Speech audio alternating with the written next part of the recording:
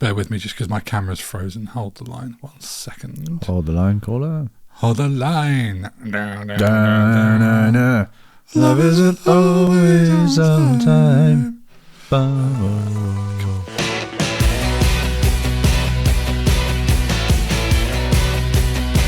Welcome to Rewind Classic Movies podcast about 80s and 90s movies we probably saw as kids, even if we didn't understand the adult themes. Joining us shortly is going to be the star of the movie we're about to talk about today. But for now, I'm GB, and with me is my co-host, AJ. Hi, it's me, AJ, everyone's favourite washed-up ship's captain. This week, some intergalactic nonsense where a guy kisses his sister.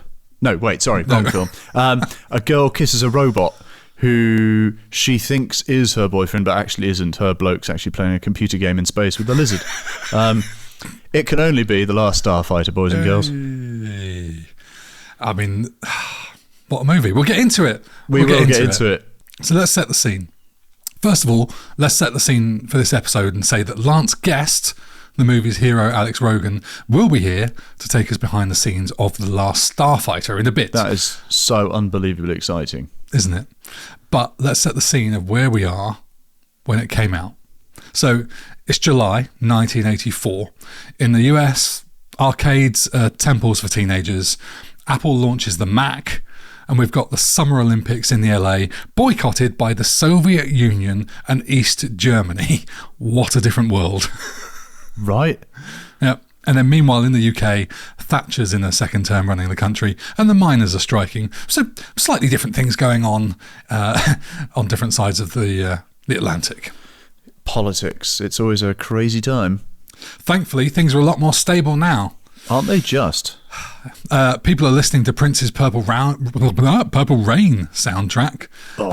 Van Halen's Jump is on the radio, as well as Wham's Wake Me Up Before You Go Go. Mate, was Jump 84? Oh, yeah. Wow. Yeah. And at the movies, we've just had Gremlins come out, which weirdly came out in June, even though I'd very much say it's a Christmas film. It's a Christmas movie. We've just had Ghostbusters and Indiana Jones and the Temple of Doom.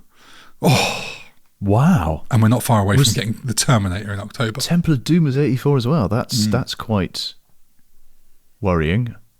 I would have put that's, I don't know, 88, 89. That's really? Crazy. I know. That's the thing. I mean, it's well, 89 was The Last Crusade. Yeah. Wow. Yeah. Wow. I mean, another great year, right? Yeah. Yeah, very much so. Very much so. Anyway. Incredible year. Wow. Yeah. Are you in the mood? Are you feeling like you're in 1984 now? Totally, all over it. Yeah. So, directed by Nick Castle, who had previously co-written Escape from New York, another film you love, right? Totally. Yep. And he played the original Michael Myers in Halloween. Which, that's the one that blew me. That's amazing. Yeah. The Last Starfighter cost around $15 million, which is crazy, and would go on to make only around $30 million worldwide. It was notable for being one of the first feature films to rely heavily on computer-generated imagery, replacing traditional model work for its space battles. It's a bit of a risky move at the time, and yes, we had things like Star Wars before this, but that was very much compositing real things together, like real people and real models, and adding things like lasers digitally, rather than what they were doing with this, which is creating vehicles and scenes digitally. We did have Tron in 82, so it's not like the first, but it's early doors. Okay, Tron predated this by 2 years. Fair enough.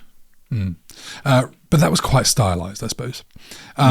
Reviews were pretty mixed, but often praised the film's ambition, charm, and effects innovation, even though some critics questioned the story's simplicity, which I think is brilliant.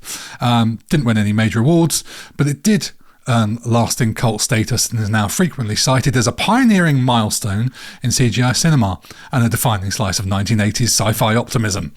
AJ, tell me about your history with this movie while I'm going to crack open, listen to this, a can of Fender beer. I'm going to pour myself a glass of dark rum. Oh, baby. Love it. Right, I'll tell you what, I'll pour it next to the mic as well. Oh, come on. ASMR. Anyway. Yes, anyway. Your personal history with the movie. My personal history of this movie. I've never seen it. Unbelievable. Now, Here's the It doesn't weird surprise thing. me. I will say that. No, it This is a doesn't, no. movie where I will go, yeah, all right, I'm not surprised, actually. I said thought I'd seen it. unbelievable. I thought I'd seen it. I absolutely thought I saw this film, and I thought I liked it. And I think that I'm getting caught up in that sort of 80s haze of sort of sci-fi-ish blockbusters, like, I don't know why I say blockbusters, but sort of teenage sci-fi kind of thing, like War Games and Flight of the Navigator. And I think this just got maybe lumped in with it. So I knew of its existence, and I think it's a very similar kind of thing. So, and I think I'm mixing it all up. So I thought when I sat down to watch it, I'll enjoy watching this again. It's been many years, and then I didn't recognise a single thing that was going on in the film. I was like, I've not seen this. So I must have got halfway and gone, I don't know what I'm watching here. I don't remember any of this. So yeah, I've never seen this film. And it was a delight to watch it. Oh, don't give the game away yet. No. What I mean is, it was a delight to visit a film that I'd not seen before. Nice. And nice. We'll review it later.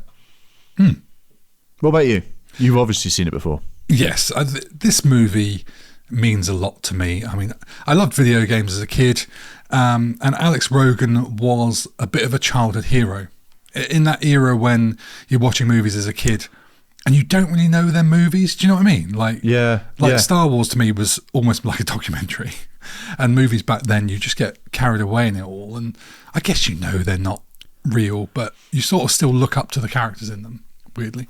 I had like a model of the gun starship and everything, and this film to me always felt underappreciated. I think it still does, and none of my friends knew this movie either as a kid or as I got older, and I never knew why as a kid, and I still don't really. I still think it's a very good movie. I think it's up there with, Pork Chop Express. Oh wow, okay, Yeah, we're teasing now. That's more optimistic than I thought. Should we talk about the start of the movie?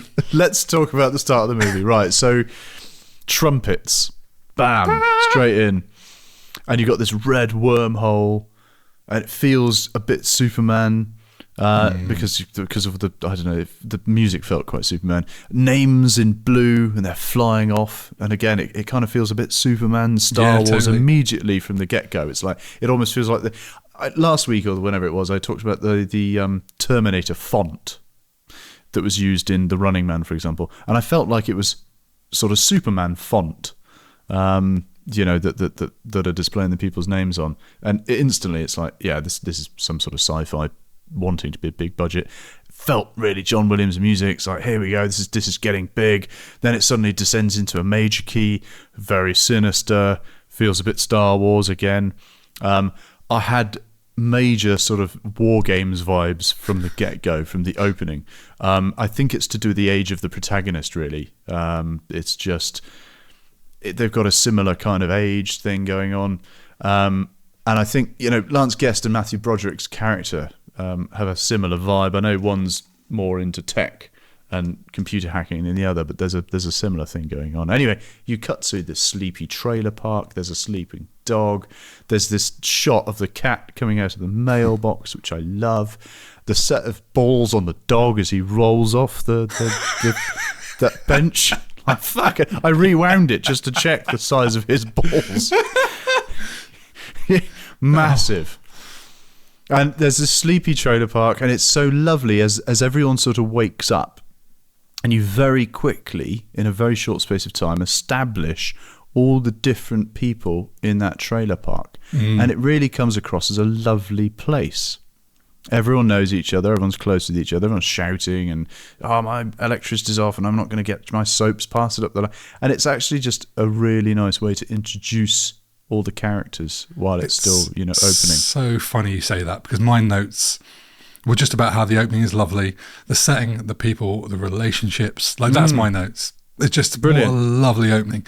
And it was, wasn't it? It does remind me of, here we go, Star Wars: A New Hope, ding ding, where you've kind of got Alex Rogan is basically like the Luke Skywalker who wants to go to the Toshi station and pick up some power converters, but he has to stay home and do his chores. It's that kind of, not that he's yearning for adventure as such, but just, you look at this guy and like, oh, fucking hell, all his friends are going off. He wants to get out. Yeah. And even when the music when he's pondering his future, it's sort of similar vibe to that binary sunset Star Wars thing when Luke looks out to the two suns. But I love the idea, just even as we get a bit further into the movie, of everyone coming out to see this guy playing a video game because he's going to break a record. You've got people of all ages and races. I love that. I've got that in my notes as well. I think a classic. We're obviously going to talk about the same things again. It's true. I love that bit.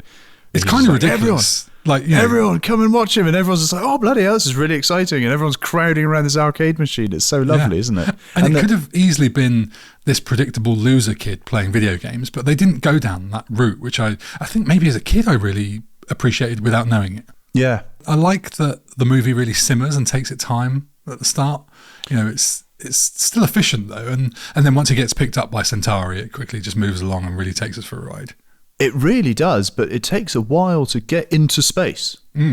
I thought that. I thought, when are we going to get picked up, or when are we going to lift off? This is taking a while. Yeah, it was definitely a slow burn at the beginning, which is lovely. Yeah. But let's talk about how the movie came to be. This is quite a simple one. It was originally called Centauri's Recruit, and writer Jonathan R. Bethuel. Do you know how to pronounce his name? I don't. Bethuel. Anyway, Jonathan, as we'll call him, wondered what would happen if a video game was a metaphorical sword in the stone, was the way he described it. And the Star League patch, if you're wondering, the logo on the side of their arms and stuff, it is an old sword in space. It's lovely. And unusually, there's not a huge amount of rewriting and recasting that I could discover. No talk about Patrick Swayze or Arnold Schwarzenegger being in the main role. It was a spec script that arrived at Universal Pictures, who hired Nick Castle, and then they hired Lance Guest. The problem was the visuals, and it was apparently going to be models, but the cost was worrying, so they opted for the digital stuff, which was apparently going to take half the time and half the cost. But we'll come into that. We will come into that later, because it's a big topic. Now, we should move on to the cast and all that kind of stuff. We could talk about Lance Guest as Alex Rogan, but why do that when we can talk to him? Why not? Would you like to have a chat with Alex Rogan? I'd love to. Well, you can't, because I already did it. Here's what happened when I caught up with Lance earlier. Well, I'm very excited to say we have an incredible guest on the show. It's only my childhood hero, Lance Guest from The Last Starfighter. Hello, everyone. Lance, thank you so much for coming on the show. Where in the world do we find you in 2025, and how are you? Where do we find me? I'm here. This is the same place I've been for a long time. I live in Hollywood. Now, I'm going to jump straight into some questions to make the most of our time. Certainly. I believe you originally cast in something called Centauri's Recruit. Yes. Can you tell me the story of how you came to be Alex Rogan? Let's see. I got the script out of from my agent. I had no pre-knowledge of it at all, and I looked at it and I read it, and it had sort of a fun, kind of odd, sort of comedy sci-fi was a sort of a new genre, sort of a, what's that called? Hybrid genre, a hyphenate. Oh. And so I really liked it. And it kind of reminded me of a lot of stuff that I had some really very talented friends that I knew in college who were in the theater department and then the film department. And they kind of had that sensibility, and they've gone on to do a lot of stuff. But it just sort of reminded me of something like that. And I was into it, because it wasn't strict sci-fi. It was what if this happened to a normal person? That's the standout thing that I'll mention along the way, I think, is it's just such a relatable hero more than the sort of Star Wars big fantasy stuff that we were getting. Yeah. But am I right in thinking there was a link with Nick Castle and Halloween 2? Because, of course, you were in Halloween 2. Yes. And he was... He tells the story. Nick was the original Michael Myers. He was the original Shape, as they call it, the Shape. With the guy with the mask and the jumpsuit and he was good friends with John Carpenter, and the story that I heard on the Last Starfighter special features was that, and this I found out 20 years later, was that he saw me in the Moviola when John was editing, and he he's like, oh, who's that guy? I've got a project that I'm doing, and we need a young type guy. I played a college student in that, but I guess I could pass for 18 at the time. And he was like, who's that? And I guess John told him, and he just sort of kept it in his mind. And then they had pre-auditions for Starfighter in spring of 1983. And I went in, I did my audition. I was like, okay, great, And then I didn't hear from him for a really long time.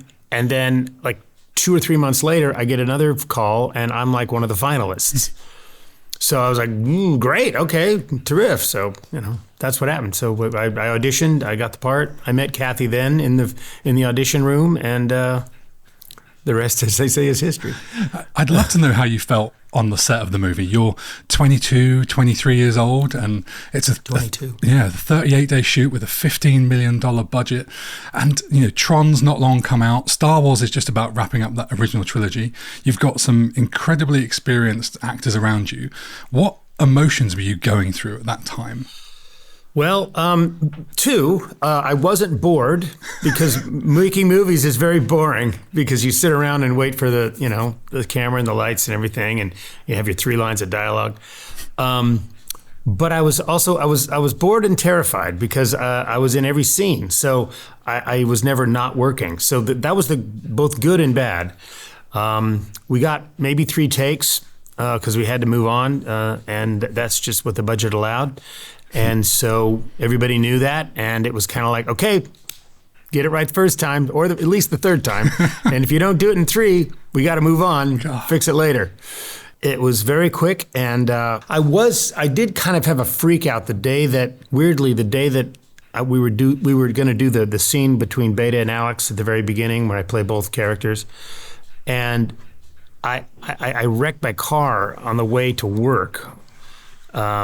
I don't know. It wasn't bad. I just rolled it up on a like an island or whatever off the freeway, and I don't know. I don't know what was wrong with me. But the weird thing is that was the scene I knew the best, which makes no sense. But it was when we shot that scene. So I was 2 hours late for work because I had to get my car towed and get out to to the studio. But.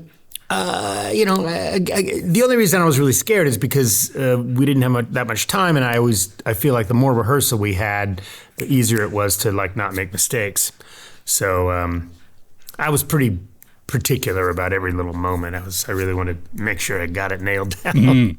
And as if you want to add some more pressure onto it, I mean, there's a lot of groundbreaking effects in this movie.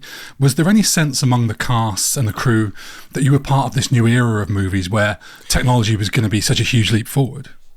That's a really good question. No.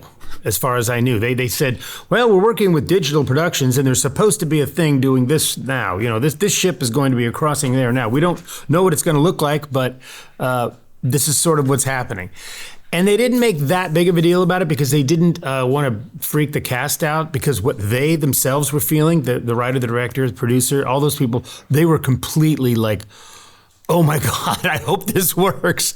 And hats off to them for not transferring that kind of uneasiness to us, because they didn't. They were very up and very okay, we do have to go fast, but we think this is going to happen, and they're all, especially Nick, very up, positive, people, and so they did their job keeping us calm. My own anxiety was my own damn fault. Yeah, as you said earlier, you play 2 roles in this movie, so you're already doubling the amount of work you got to do. How was it playing off yourself as Alex Rogan and Beta Alex, and how did you approach playing them? Because they are different.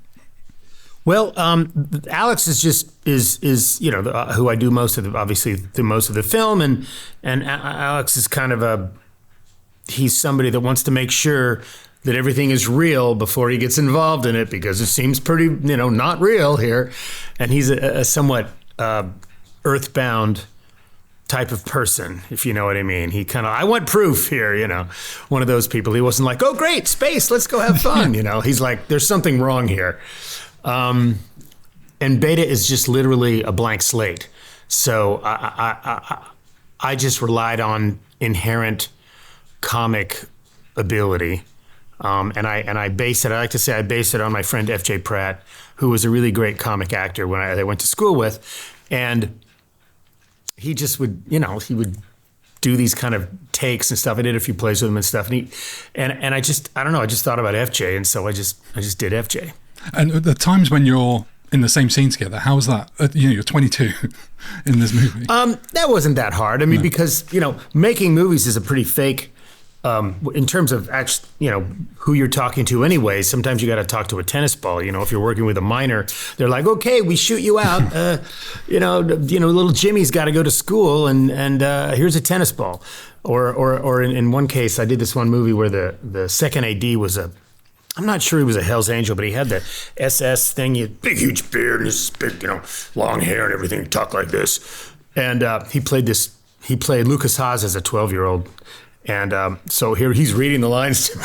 I'm having this scene with, Chuck. And he's this big, tough, biker-looking dude. It was really funny. Amazing. The whole beta interactions with between Beta and the rest of the cast and the characters there.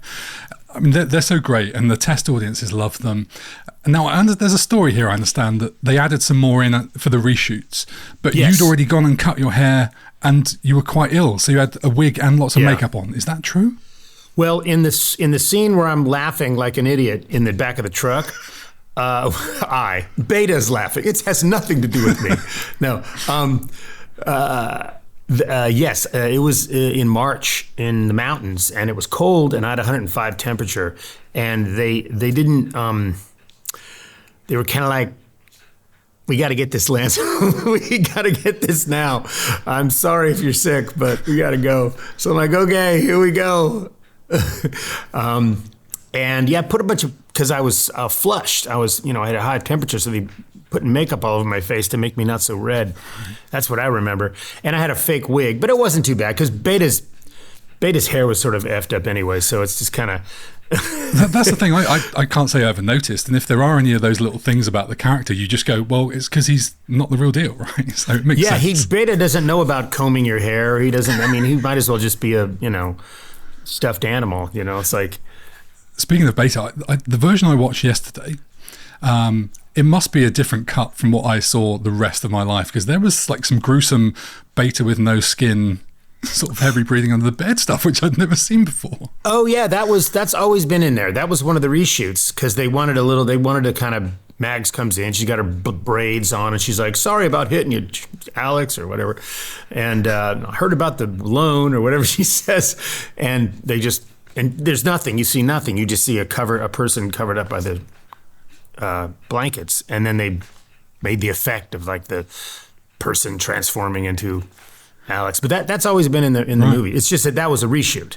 I think that must be one of those things that comes from people watching TV recorded movies on VHS for a lot of time. That could be.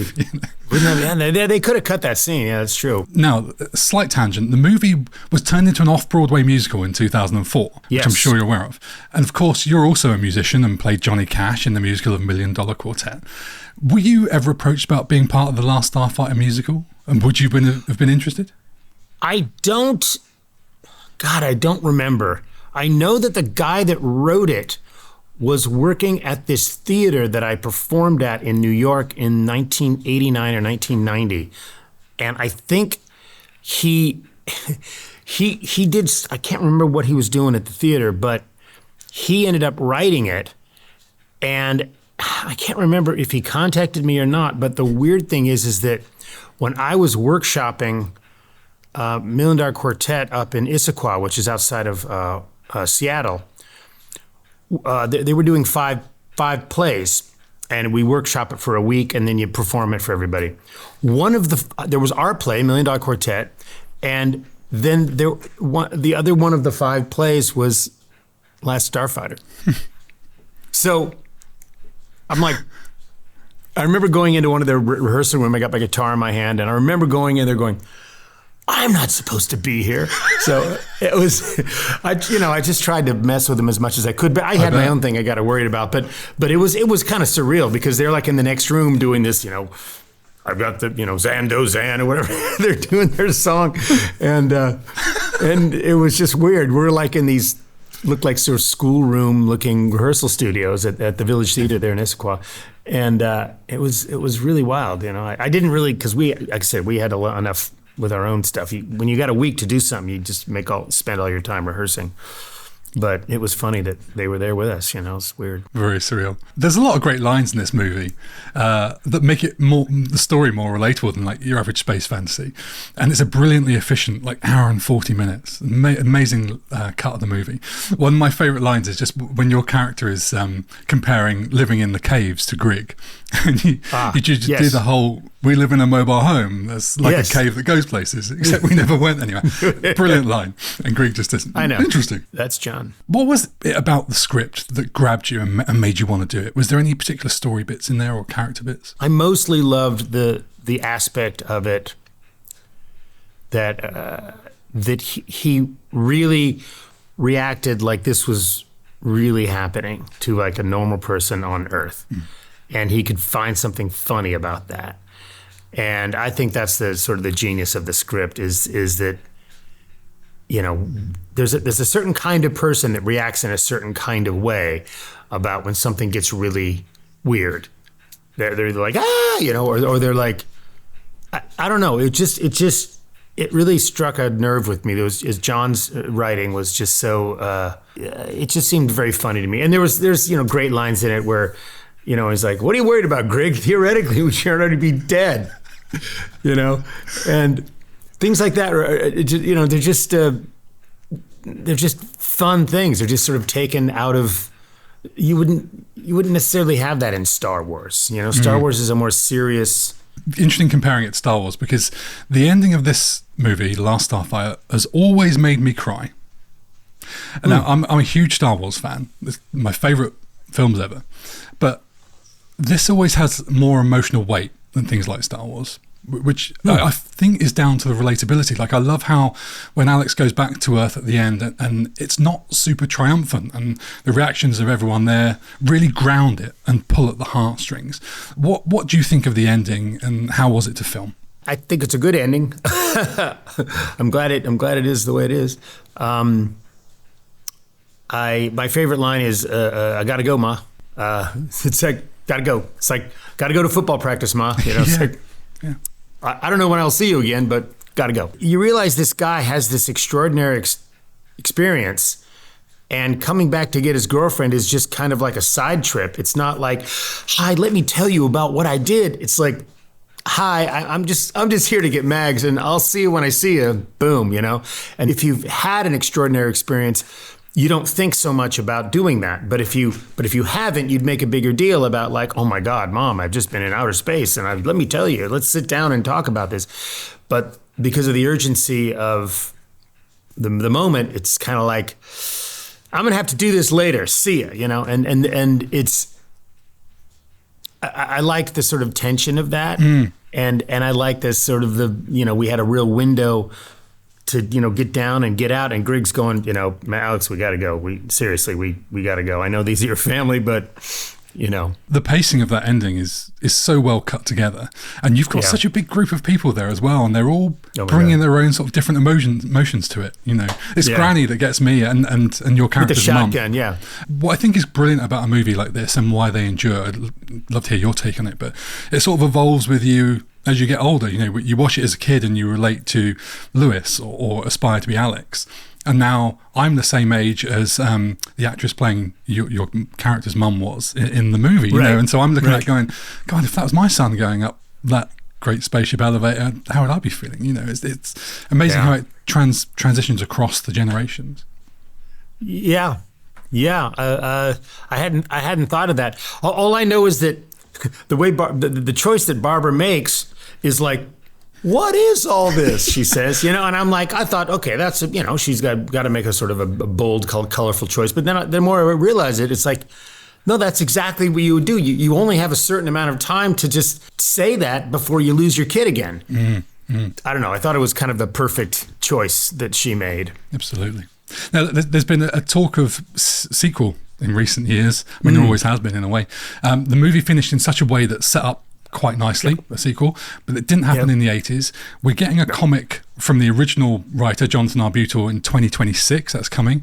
And he was also working with Star Wars Rogue One writer Gary Whitta on the movie sequel, which they teased back in 2020. So my question to you is, what do you know? What do I know? I don't know anything. I know that John has the rights to it, which he really fought a long time to get.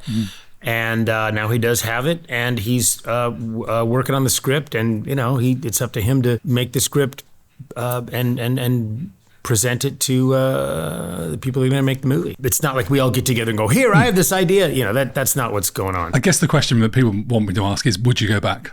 Oh yeah, of course. Oh yeah, why not? And that's what they want to hear. Even if my voice was bad, I'd still do it. Well, they can AI that sort of thing now.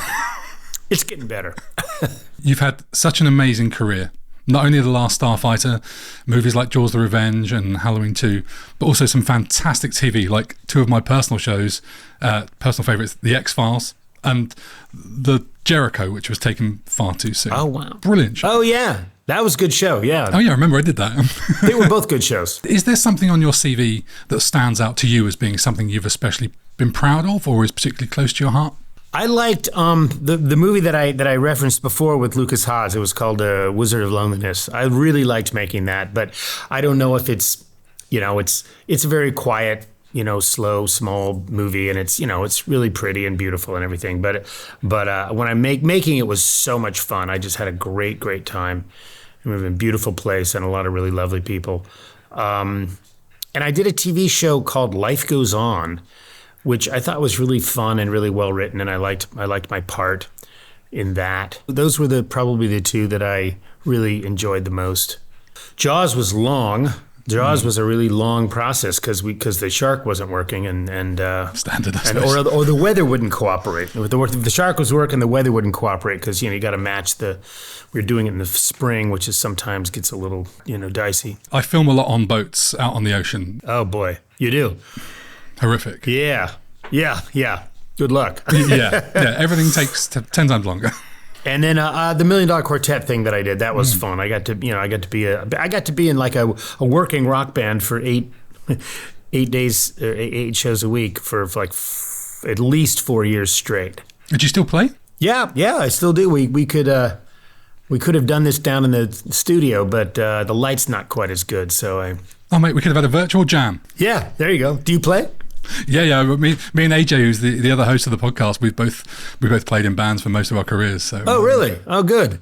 Yeah, it's something that brings us together. Music and film. I mean, there's nothing like it. I mean, there's really nothing like it, including acting, including being in movies. There's just nothing like it. So, like I said, I'm a TV, film actor, theater actor, and I got to be a rock star for 4 years. Can't complain about that. Lance, thank you so much for your time. Really appreciate having you on the show. Genuine childhood hero. Oh, God bless you. God bless you. It's been a pleasure. Nice to meet you. That was amazing. He seems like the loveliest guy in the world. I want to also talk to him. Like, I'd love. Yeah, wow, what a guy! It was so funny having seen the film and now you interviewing him and him recalling it. And you can see his character right there. I know obviously it's been a while since the film was made, but that was beautiful. That was and he still knows like the lines and stuff. Yeah, it was great, and he really, really was lovely. And we've been lucky in that the guests that we've had, whether it was Nick Helm, Lance Guest, or S.S. Wilson from Tremors, they've all been lovely and very passionate about what they do, which is great because it's excellent because they give up their time to come and talk to us about movies that happened years ago. I mean, God bless them. But Lance was super lovely, and bless him. He's got some vocal issues at the minute, so he couldn't talk for too long.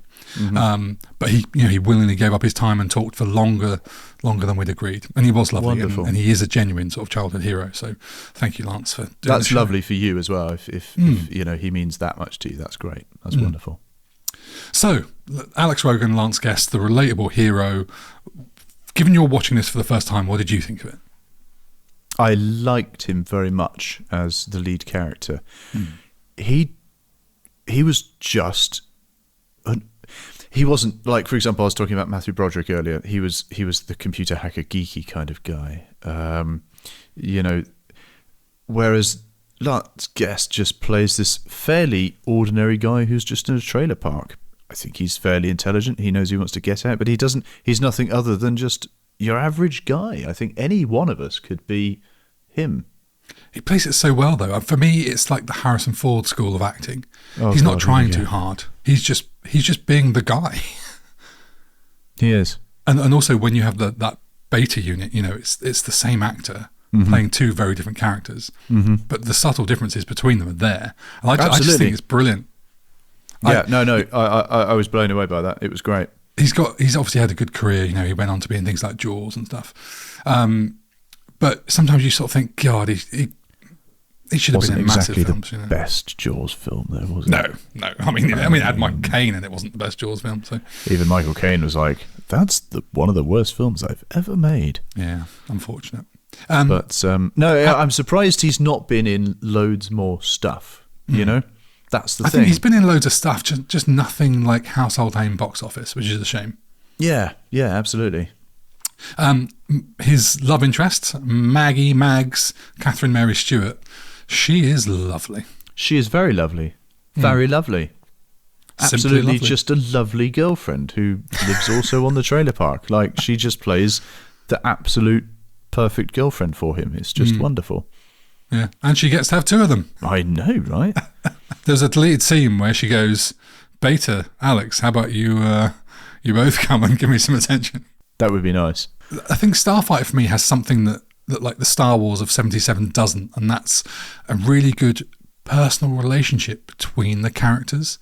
All the leads in Star Wars are sort of reluctant acquaintances and stuff that they sort of bump into each other and they all sort of hold each other's hand as they go through it.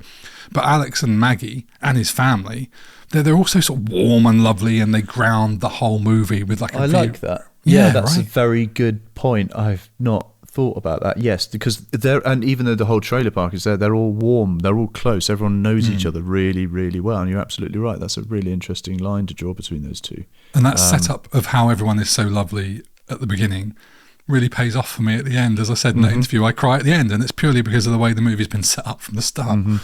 Grigg, I think this is the person you're calling the Lizard Man. Lizard Man. Well, yeah, of course. Do you know who plays him?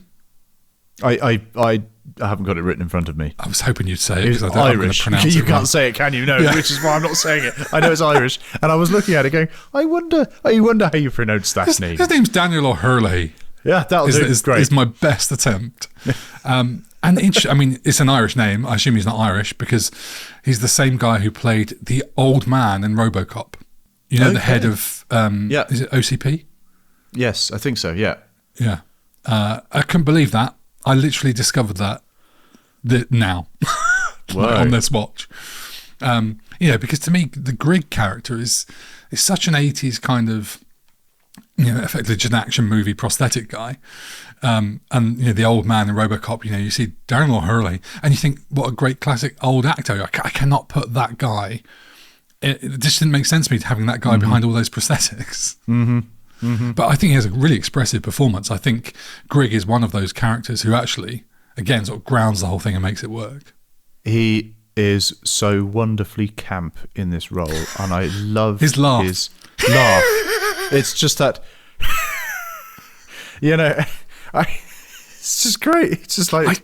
And I love it again at the end, and you're talking about the warmness. He's shown the photograph, and they're sharing their photographs with them, and then he knows them all, and he's talking to them all, and then he's doing that chest thing, and then shakes their hand, and then he's like, and I've heard all about you, his brother, and then he meets the mum, and he's like, you should be really proud of your son. It's like, oh God, this is lovely, because it's the warmth. It is so wonderful and homely. One of the biggest parts in the film is Centauri, Robert Preston.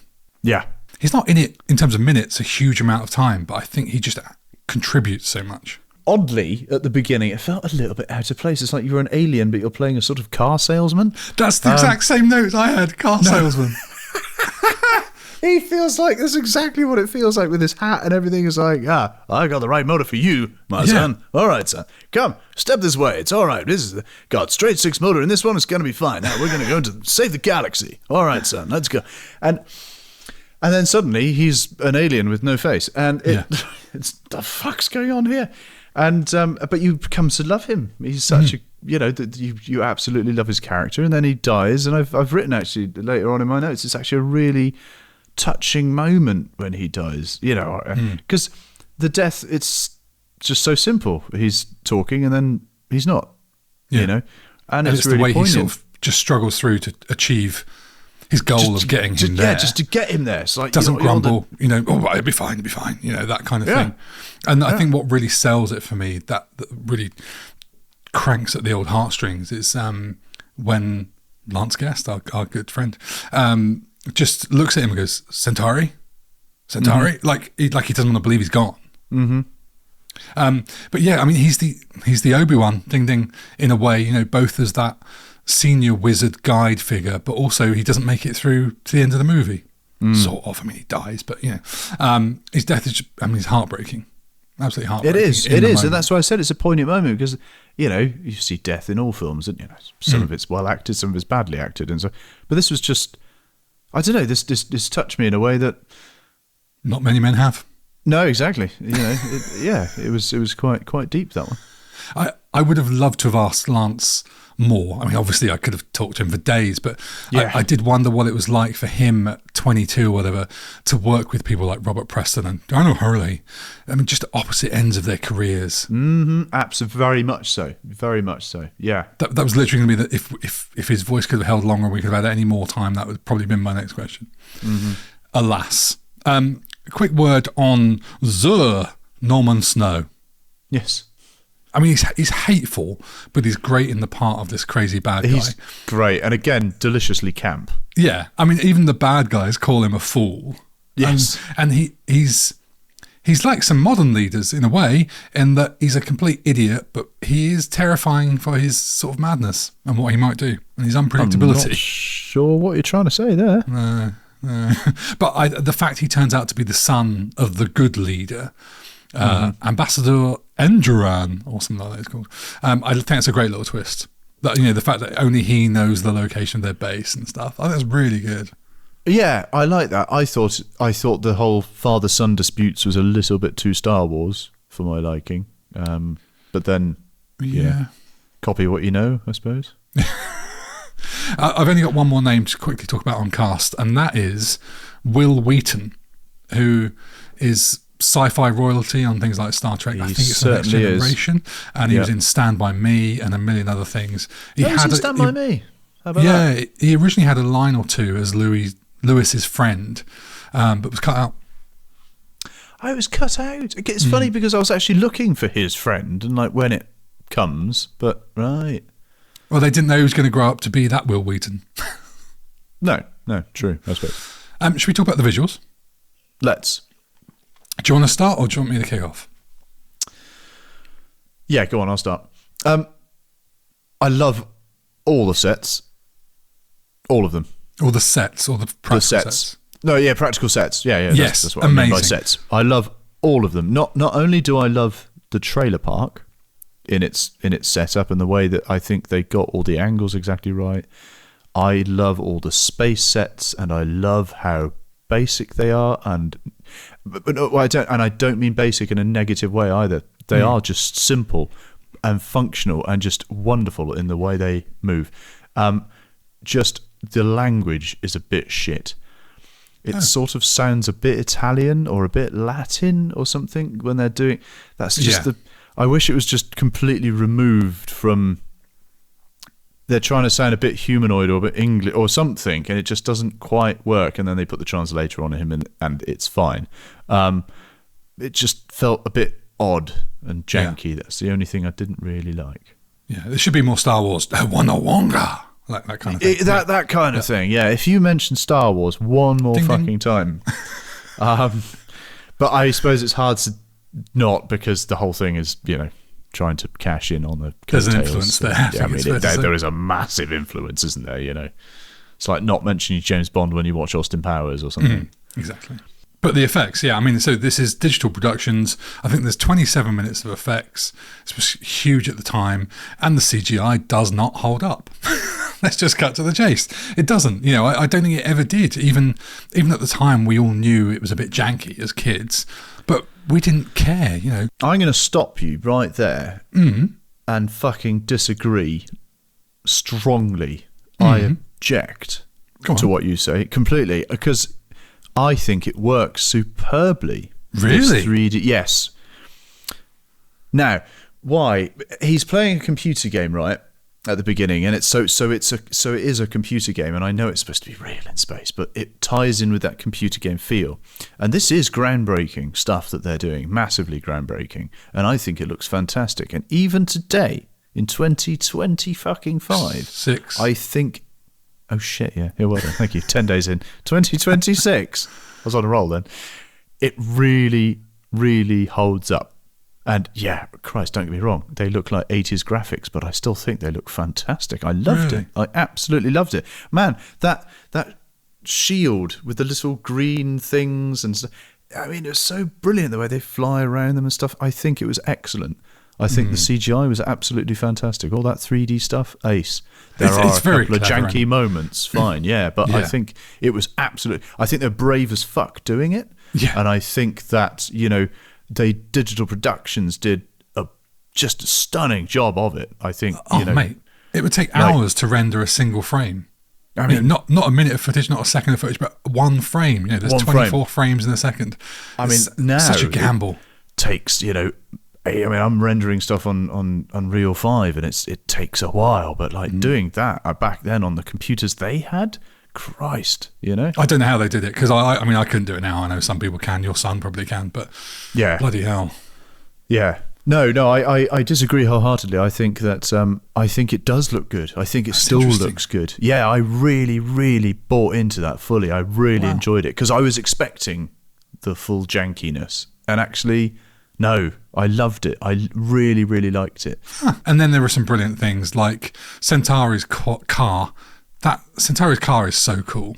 Yeah, it's wicked. I mean, I sent you a message saying, "Holy DeLorean, Batman." Yeah. I mean, it's so cool. It is. As it's a great. kid, I never noticed any of those. All these cars are cool, And the way it converts is a bit like, I thought it reminded me of Bond's convertible. I think it's the Lotus that goes underwater. Yeah, the Lotus when it goes underwater. Yeah, except this is space. I suppose it a bit DeLorean, Back to the Future 2, maybe. There's a which bit, wouldn't come until after. There's a bit that's really funny where he's lying under it, fixing it, and you can hear the ratchet. It's like, fucking hell, would you be fixing a spaceship with a fucking ratchet? What are you fixing anyway? And you're just about to zoom back off up into space. Yeah. But the car was made by Gene Winfield and based off of designs for the spinner from Blade Runner. Right. No, that's cool. I think he did both. And Ron Cobb did the designs of the Gunstar and the spaceships, and also did things like Star Wars, Ding Ding, and Alien. Of course. Yeah. Speaking of aliens, why did they choose to have these aliens as bald, but with like the side hair, like the full on top receding hairline and just the bits around the side? What a choice that was. Deep Space Nine, there's a character called Quark, and he runs a bar. He's a shady fuck. But he belongs to a race of people called the Ferengi. They all look like a sort of Ferengi adjacent race. I mean, I liked the assortment of aliens that we get in the Starleague briefing room. There's lots of weirdness there, and that reminds me, AJ, a bit of the Star Wars cantina scene. Ding ding. Yeah, there was all those kind of random aliens. Yeah. And funny enough, we're doing our favourite movie aliens from the 80s in the Fast Forward episode that comes after this. Yes, nice indeed. segue. So stay tuned. Why does Centauri look different? Why everyone's got these dreadful balding hairstyles, and Centauri looks awesome? He's got loads of hair on his head. He's a car salesman. I don't know. Well, I suppose when he came down to Earth, he had to be in human form in order for him to be, well, effectively kidnapped. You wouldn't get in a car with a bloke with that much of a balding hairline, would you? Or with tentacles or something like that. I must admit, and this is the thing, I thought like the general makeup and prosthetics were awesome. Yeah. And down to the point where he steps on his tentacles. and it was very lighthearted as well, because I didn't mean to step on whatever that is. And they're all like there with their different, races and stuff from the different worlds that have been picked up on for being the best of the best and whatever. I thought all the makeup, as much as you don't see them later on in the film at all, because, well, they're all dead, because obviously they're all starfighters and he has to be the last one. So you can see it coming. But yeah, I thought some of the prosthetics were absolutely fantastic. It would have been nice to see more of them. So music then. Yes. I love it.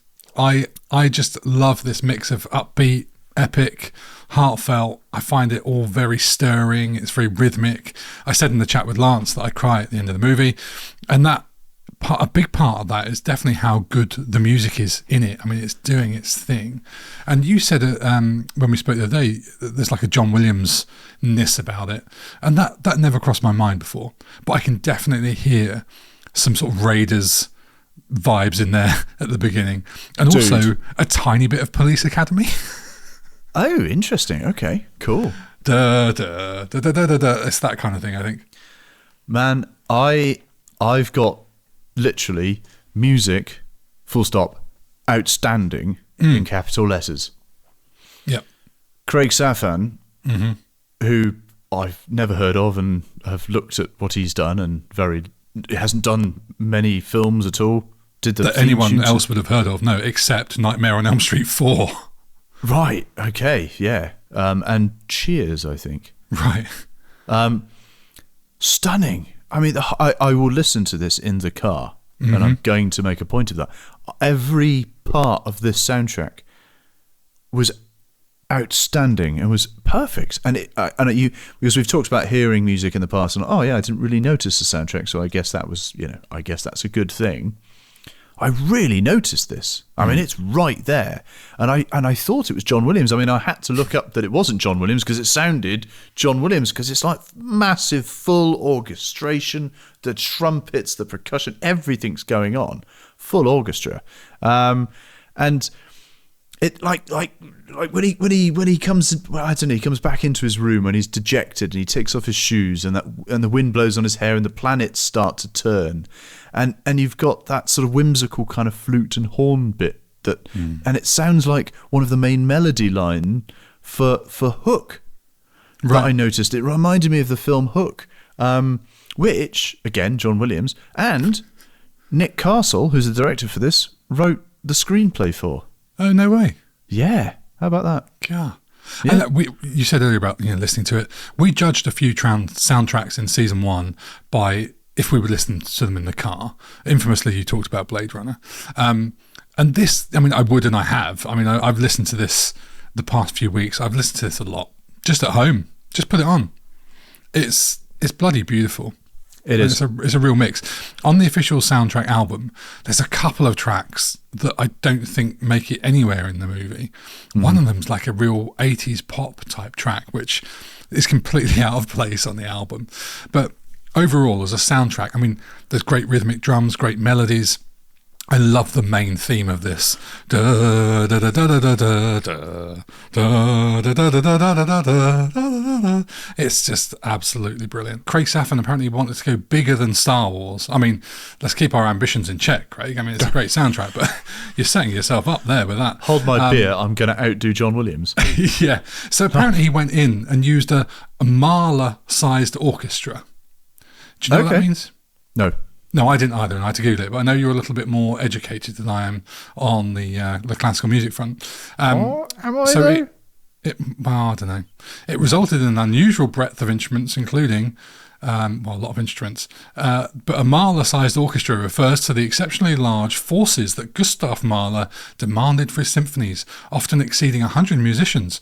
It was so expansive that some works required 2 orchestras and soloists alongside the huge orchestra, while others needed 2 separate orchestras.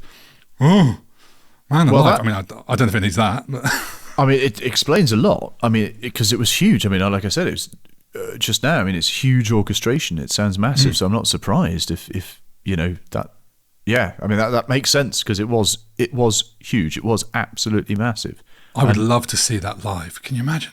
God, right? I love the soundtrack. I did. The music just is faultless. It works perfectly throughout. I absolutely loved it. And I've written here when the car takes off. the music switches to Indiana Jones. But here's the funny thing: is I hear so much John Williams in it. I really do. We did the thing when we did the Bond Fast Forward episode, and we talked about all the Brosnan and Craig movies, where we ranked the soundtrack independently of the movie. What would you rank this soundtrack? S. Yeah, baby. Totally. I was absolutely blown away by it. And again, today is the first time I've ever seen this film and watched it, and I'm completely new to it and absolutely loved it. Wow. Completely and utterly. From when just the opening, it was like, oh, here we go. Yeah. Like, you've got me. I'm in. You know, that's it's got me. I'll sit through this, no drama. And it didn't let up. Let's try and talk about the things we want to talk about. All right. You can go first. Zur, his character reminds me of Will Ferrell's character in Zoolander. Right, yeah. I know what you mean. I don't know. Yeah, I know you know what I mean. I can't really tell you why. I just immediately went there with it, and I just thought that was quite funny. It's so visually similar as well. It's just and I think it's that kind of campness, and it's just slightly, I don't know, over the top. I don't know. It's just what I've got. Yeah. Were you into video games when you were younger? Yes and no. So I have actually got a funny one about video games, because there's one specific part in this film where he sits in the Star Gunner. The Star Gun, is it the Gun Star? Gun Star. He sits in it for the first time, and he's looking in the shooting screen, and it looks just like the cockpit on a computer game called Descent. Yeah. Yes. Right. Oh man, mate.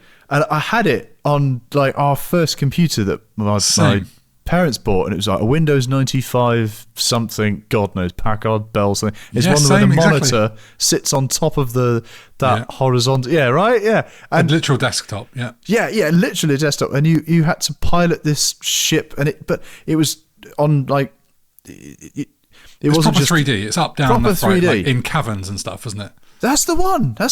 Yeah. And I just instantly like, holy shit. So then I had to look up this game and go, Christ, and I haven't thought about this game probably since I played it back in, I don't know, 96 or whenever the hell it was. It was a scary game as a kid. Like, man, you know, it was proper intense. And you had to hide behind the walls and stuff because they're trying to get you. And I can see that. You know, if they'd labelled this The Last Starfighter, I could have believed it.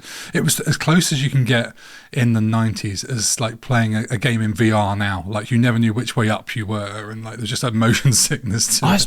Blown away by that game. Yeah. You know, and I still think it holds. And I want to sort of go and, I mean, I need to find out if it's on Steam or something. I try and download it and replay it, because I have played Dungeon Keeper. I found like a booted keyed, or I don't know what you call it now, where you load it in some sort of emulator, I think they call it, or I don't know.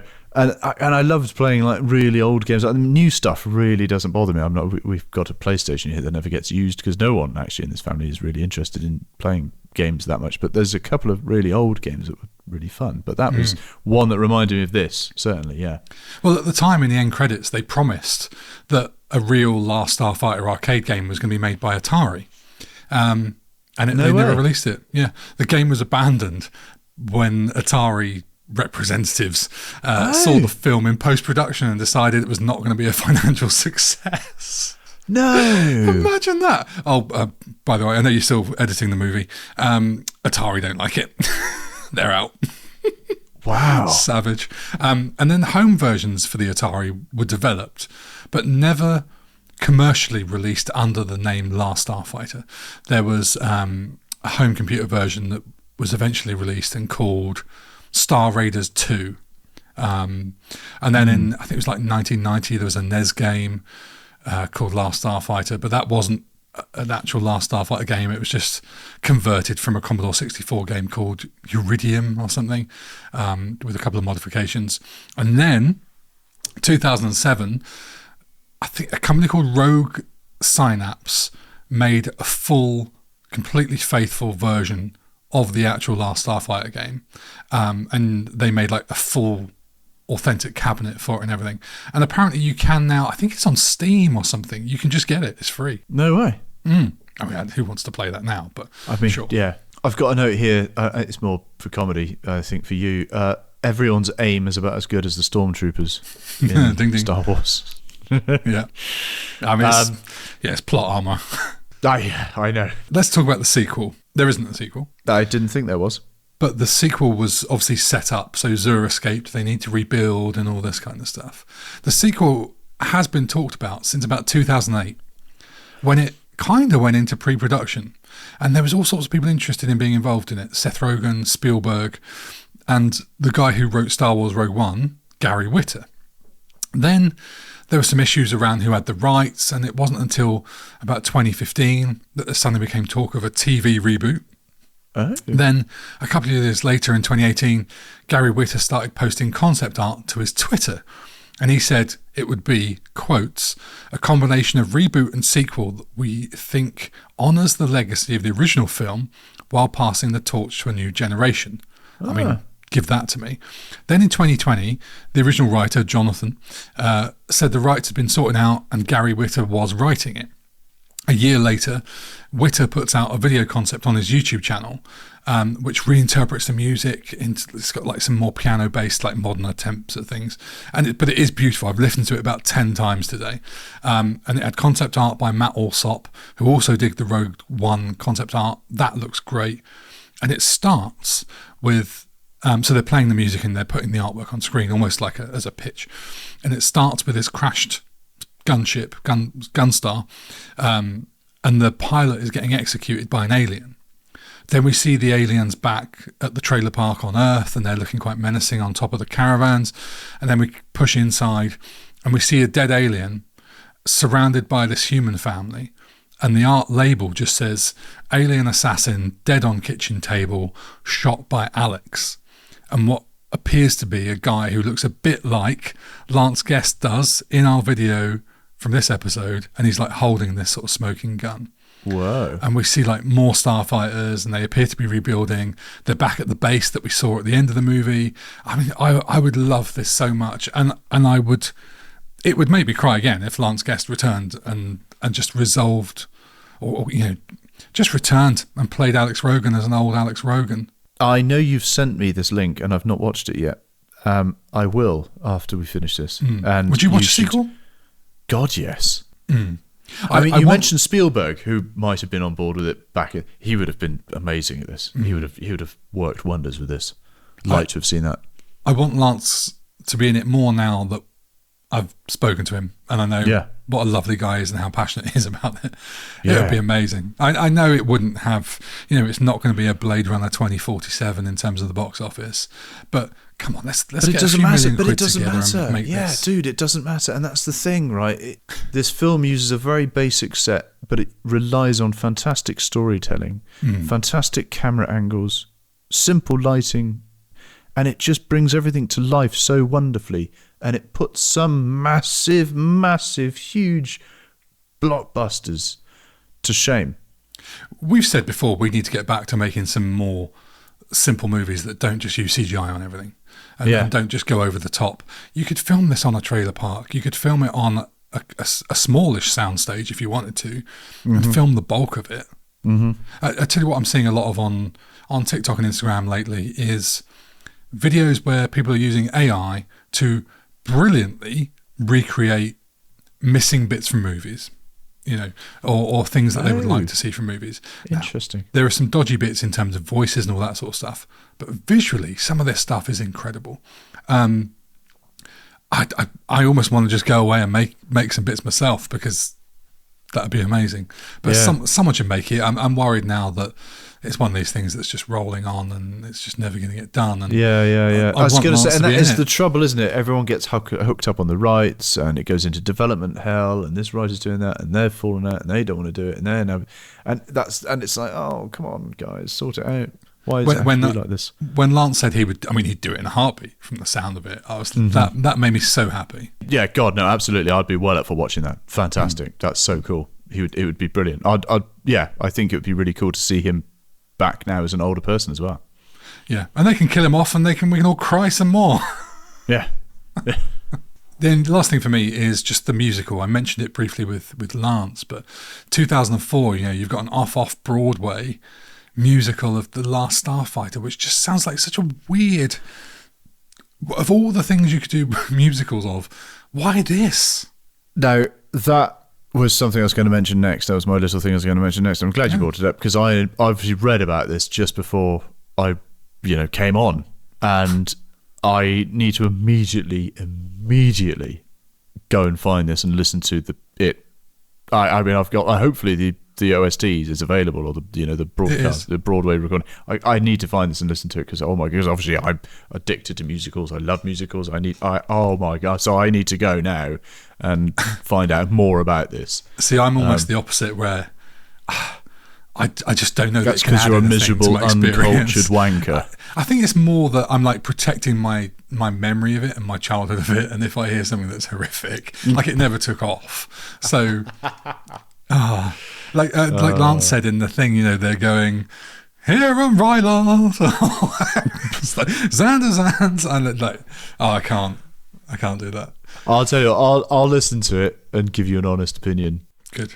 Right, let's talk about the end of the movie. I'd like to see you cry. I can't actually imagine you crying. Ugly. It touches me. It touches me in a way. I love that. To picture you, this strong masculine man that you are. Exactly. I mean, I cry at anything these days. If I see any people being friendly, that's it. Gone. Yeah, I know. It's true, right? That's why we're never nice to each other. We're just complete guns to each other. Yes, because we'd just break down all the time, wouldn't we? Yeah. So Alex and Grigg destroy the bad guys who seem to crash and explode into a planet. They're celebrated as heroes on Rylos. They talk about rebuilding and how there's still danger as Zur escaped. And then an old friend returns and shows us his true alien face before revealing himself to be Centauri. How did you feel about his return? It kind of felt a little bit like I wasn't really dead. Oh, well, you were. It felt for me, and normally these things feel cheap. I thought his return was done really well. Like when you look back on it, Grigg and none of the others were that bothered that he died. Almost a bit like they knew. I see. Yeah, true. I wasn't expecting it at all. And when you saw the glowing face, I was like, oh, it's fucking really. Oh, I love the way he sort of covers his face, Robert Preston, and then reveals himself. But he does it. I was going to say he does it in time to the music, but obviously the music's done in time to what he does. But it's just had such a flourish. Yeah. It was brilliant. No, it was. And then we're now at the 90-minute mark when this is happening, and this is spot on, like an hour and a half. Mm-hmm. And we cut back to the people at the trailer park who are just, Alex, where's Alex? That kind of thing. And as I said to Lance, this ending always makes me cry. So I love how Alex goes back to Earth, and it's not super triumphant. They don't go like heroes return. It's anxious. And Alex descends down the Gunstar, and even when Maggie and Alex kiss and the residents come to speak to him, it's kind of like a curiosity and a wonder, and even fear.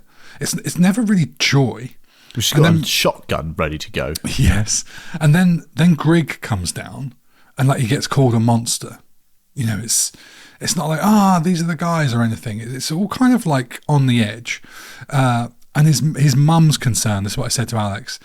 As a dad now, his mum's concern really hits me. Like I'm the same age as she was. Mm-hmm. This idea that like, God, where have you been? What's happened? And you're going? Like, that's it? That might be the last time I ever see you. I don't know. Fucking hell, it's just horrific. But the moment that gets me, I can just about get through that bit.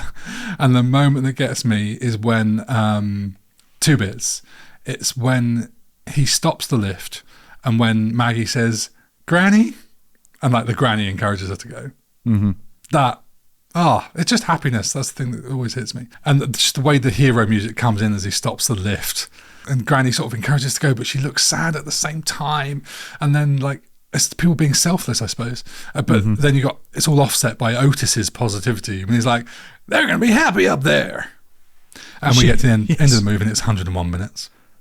It's funny. And he's like, that thing's going to go off with a great big blast, or whatever he says. It's just, it's great. I love it. And you say that about her when she's saying Nan and she's going to go. It reminded me of the scene in Cocoon where they're all on the boat.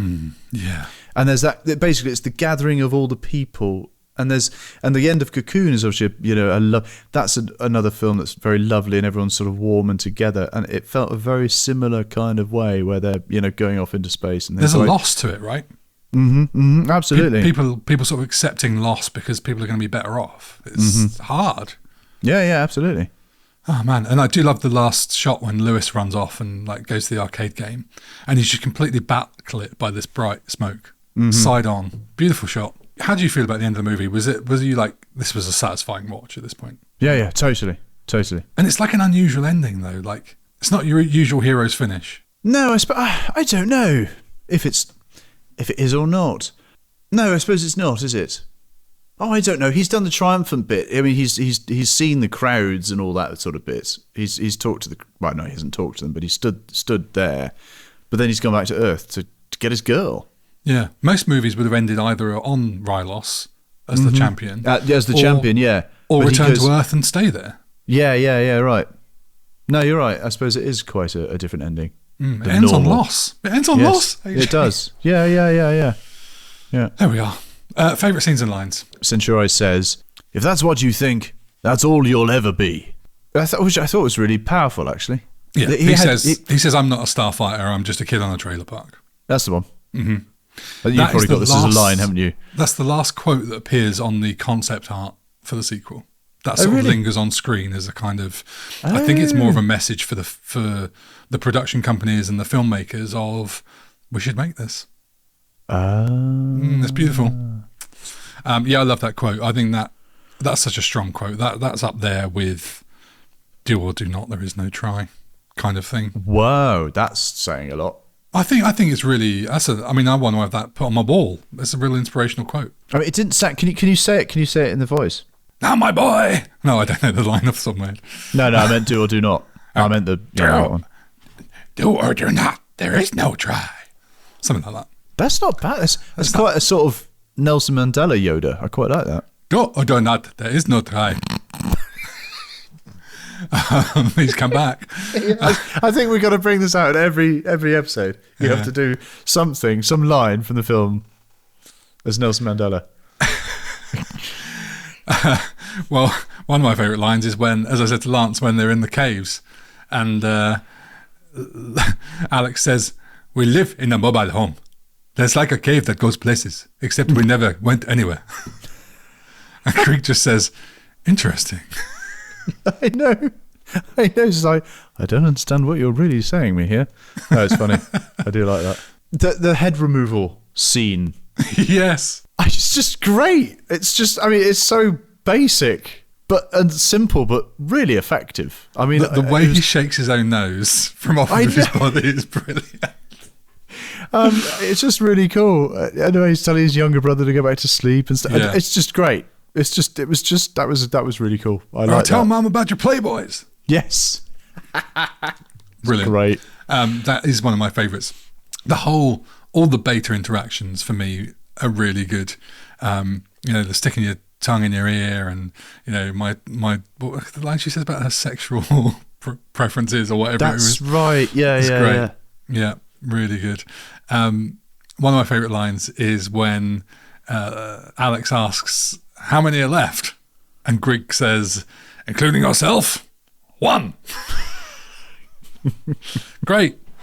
There's a lot of really good dialogue in this movie. Yeah. There's another similar one to that is right at the end when those bad guys with the really like pruny skin, they're about to get killed off. And one of them says, "We're locked into the moon's gravitational pull. What do we do?" And he just looks at him and goes, "We die." Oh, spade a spade. Yeah.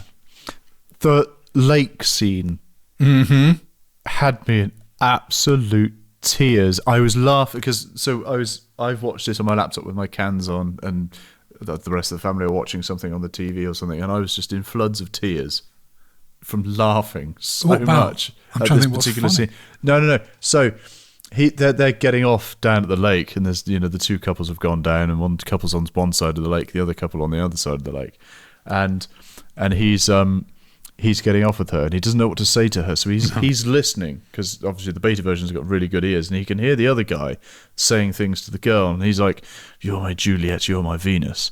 And so he does this to her. He's like, "You're my Juliet," and she's like, "Oh, that's lovely." And then he can hear the other guy saying, "You're not like all the other girls." Yeah. Or the other girls didn't mean anything to me. And she says, "Talk dirty to me." So and then he looks down at her. He looks down at her and goes, "The other girls meant nothing to me." And you see her face change, and I'm laughing about this point. He says, "Do you want me to talk dirty to you?" And again, I wouldn't have picked up on that as a kid. I mean, it's the most perfect bit of comic relief in the film. It's the funniest thing. It's so simple yet so good.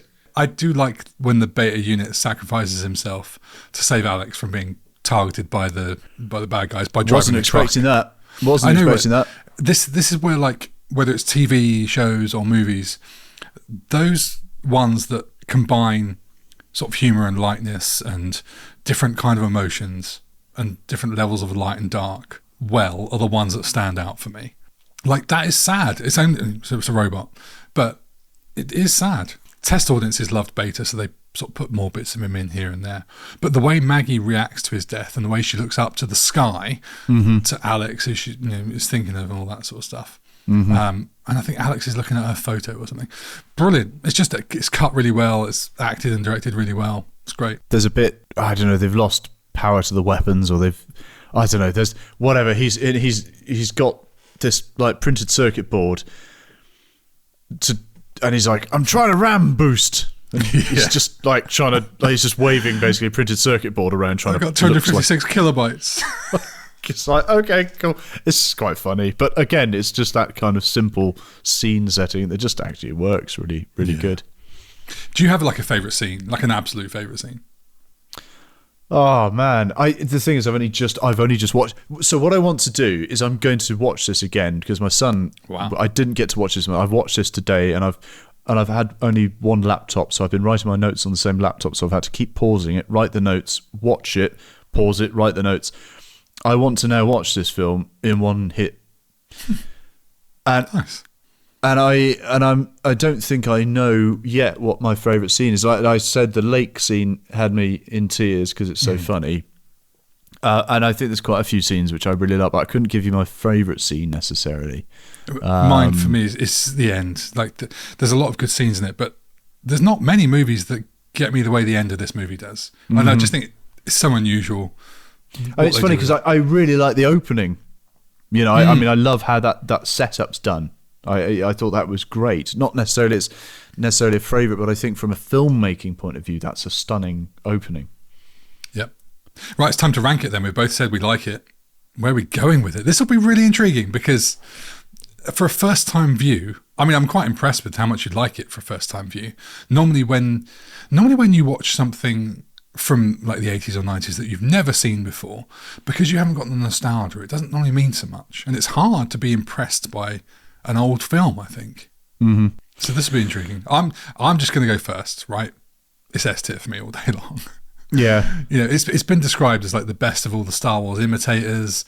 I mean, it never became a massive franchise, but it's lasted for decades in like a really loyal way for some people. And I'm going to say this, aside from some of the CGI, I think it's an almost perfect 80s sci-fi movie. But what do you think? That's what I want to know. I was very pleasantly surprised by everything that I just watched, and I need to now go and watch it again. I was blown away by the soundtrack. I was blown away by the character. I want to say the character development, but there wasn't really need for any development. The characters were just there. It was just everything about it was just perfect. I genuinely wasn't expecting to be as moved as I have been watching this, and I thought I'd seen it and I hadn't, and I'm so happy that I've got this new film. Wow. That I love. Because I mean, all right. I've only seen it the once, and I want to watch it again immediately. And again, I've said this before with ST. It's a film that you can just watch again immediately because it's so brilliant. I do. I want to watch it again immediately. The music's great. The acting's great. The actors are great. Everything about it is great. I loved it. I absolutely love it. And like I said, with this CGI, I know you weren't necessarily so into it. I think it still works. I think it's brilliant. Everything about this film is excellent. Grok is great. He's so much fun. Grok, is it not Grok? No. That's the Elon Musk's AI. Oh, shit. It's in the news at the moment. What's his name? Greg. There you go. He's just great. Everyone brings something to the table that just makes this film epic. Amazing. That's Stunning. made my day. That's really Stunning. made my day. I mean, I've spoken to Lance Guest and you've given it an S tier.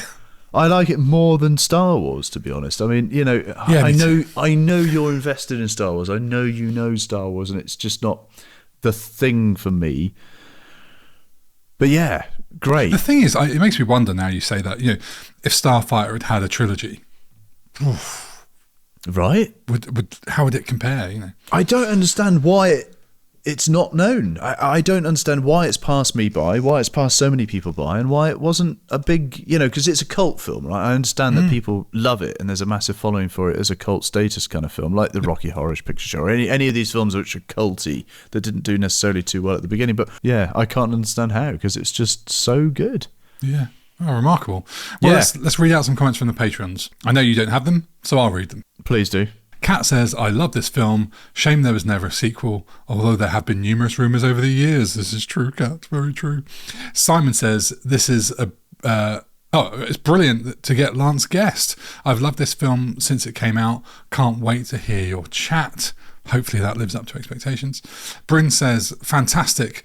Since I can't remember the movie other than the title, I've just rented it from Amazon so I can give it a watch ahead of the interview being released. Oh, excellent. That's absolutely lovely. Hopefully that delivers. And hopefully if Bryn's not seen it before, he'll be on side with you and agree. A couple of comments from people on Instagram.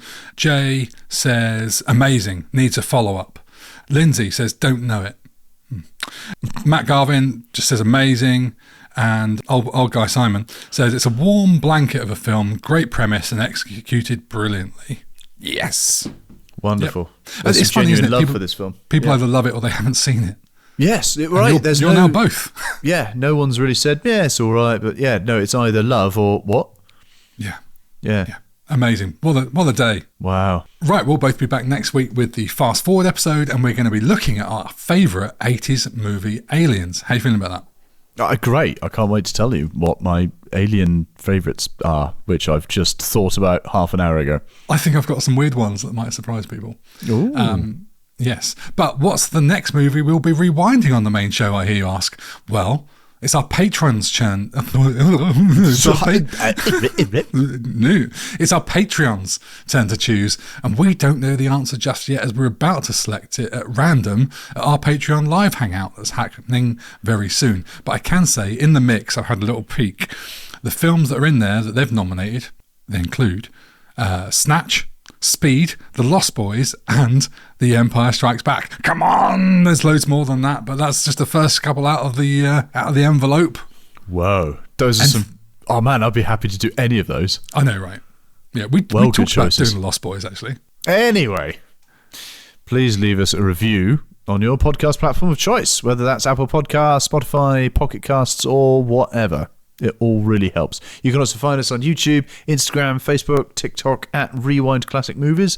And if you want to drop us an email, it's rewindclassicmovies@gmail.com. But don't forget, you can also find us at patreon.com, and you can pay about $5 a month and just get the early releases, and you can come and hang out with us and, dial in live and really get involved. It's actually quite good fun. I even subscribe to Patreon. Because that's the only way you can think of accessing it. It's I don't actually know how to get into Patreon short of subscribing, so I actually subscribe to our own show so I can talk to everybody on Patreon. That's how fucking dedicated to the cause I am. Yes, from just $5 a month you can get a backlot pass. Right, that's the show. Thanks so much for spending time with us. If you want to come and hang out, get behind the scenes updates, bonus content, or early access to the episodes, then head over to it's going well today. Head over to the Patreon. We'll see you next week. Sorry about the mess. Say goodbye, AJ. Goodbye. Bye.